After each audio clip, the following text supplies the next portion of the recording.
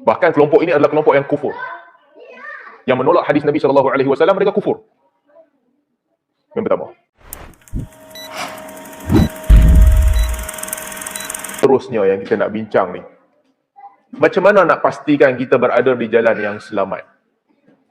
Macam mana nak pastikan kita berada di jalan yang selamat? Pertama sekali, tak ada yang boleh menjamin keselamatan ataupun tak ada yang boleh menjamin orang itu berada di atas kebenaran, melainkan dia kena ikut ar-risalah. Ikut apa yang disebutkan oleh Allah Subhanahu Wa Taala. Ikut wahyu. Macam mana orang tu jadi Muslim? Nama kata dia sembah Allah Ta'ala, dia Muslim lah kira.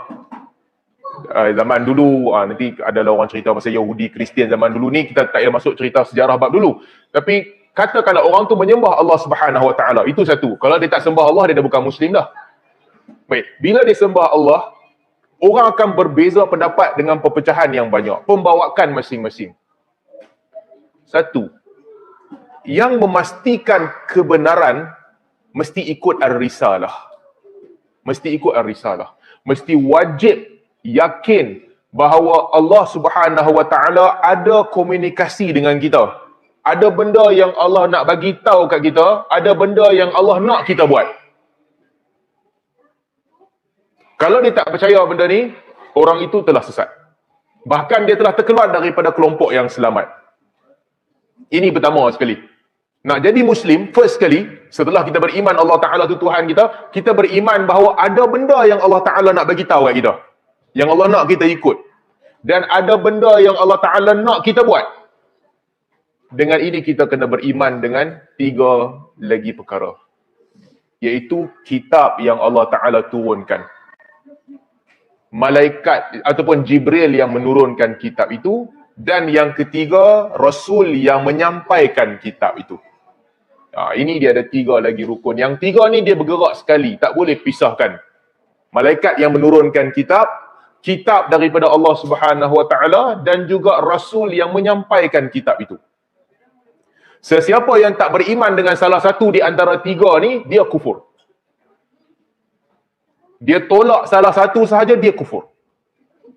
Ada orang Islam yang kata dia tak percaya dengan Quran. Tak ada. Dia akan berkata dia percaya dengan Al-Quran. Apa sahaja ajaran dia, apa sahaja aliran dia, last kali dia kata dia percaya dengan Al-Quran. Ada orang Islam yang kata dia tak percaya dengan malaikat. Tak ada. Semua percaya dengan malaikat. Di mana pintu kesesatan yang pertama? Ada orang Islam yang tak percaya dengan Rasul. Tak. Mereka semua percaya. Al-Quran turun kepada Nabi Muhammad SAW. Kelompok pertama yang sesat, ni first kali ni, sebelum kita pergi kepada kelompok-kelompok lain, adalah kelompok yang anti hadis. Dia kata apa? Ini kelompok yang pertama ni. Dia kata tugas Nabi SAW ni adalah sekadar buat mai kitab, bagi sampai kat kita kitab. Yang tu sahaja. Tak lebih dan tak kurang daripada tu. Nabi SAW, dia tak ajak apa-apa selain daripada kitab. Apa sahaja yang Nabi SAW ajak, yang tu optional. Boleh ikut, boleh tak ikut. Ini kelompok sesat yang pertama. Dia ada banyak orang yang sesat ni. Salah satu kelompok yang memang menolak hadis. Pada dia hadis bukan sumber hukum. Kufur. Dan ini kufur yang jahil. Sebab, bayangkan, Nabi SAW apabila sampaikan Al-Quran, Nabi kata ikut Al-Quran dan ikut aku. Dalam banyak hadis Nabi SAW sebut, boleh jadi akan ada orang yang yushaku yarta'ala arikatihi, dia duduk atas sofa dia kata, kita hukum dengan kitabullah. Selain daripada kitabullah kita tinggal. Nabi herdik golongan ni. Tak. Ala inni utitul Quran wa mithluhu ma'ahu.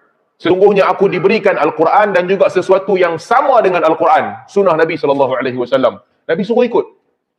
Kelompok anti hadis ni, dia kata apa? Bila Nabi sampaikan Al-Quran, kita ambil Al-Quran. Bila Nabi sampaikan selain daripada Al-Quran, yang tu tak payah ikut. Ini kelompok yang sesat dan jahil. Sebab sumbernya sama. Mai daripada Nabi SAW. Cuma dia bezakan. Okey, Nabi sampaikan Al-Quran, kita ikut. Selain daripada Al-Quran, walaupun Nabi kata, hangpa kena ikut aku. Khudhu anni manasikakum. Ambil daripada aku hukum hakam haji. Tak apa, yang tu kami tak ikut. Sallu kama ra'aitumuni usolli. Solat macam nampak aku solat. Yang ni kami tak ikut.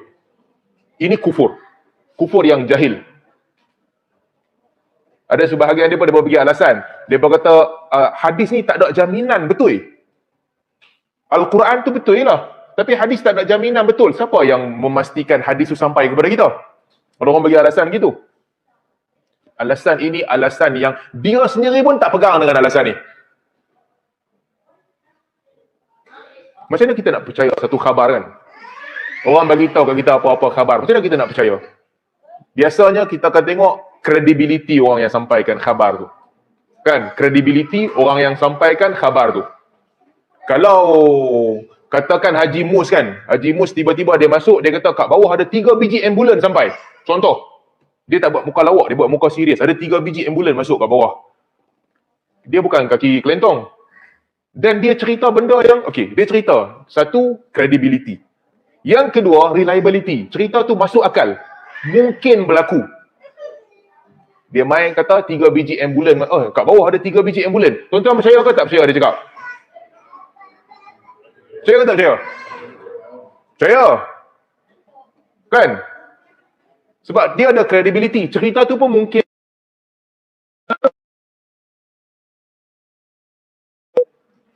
atau ada kat bawah.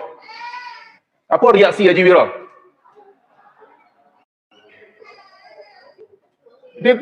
Orang tu dipercayai. Katakan Haji Kaya dia masuk. Dia kata Haji Wira, ada orang tengah duk start kereta kat bawah. Apa reaksi Haji Wira? Dia turun tengok kereta dia lah. Dia percaya tak? Percaya. Sebab penyampai berita tu ada credibility. Cerita itu ada reliability.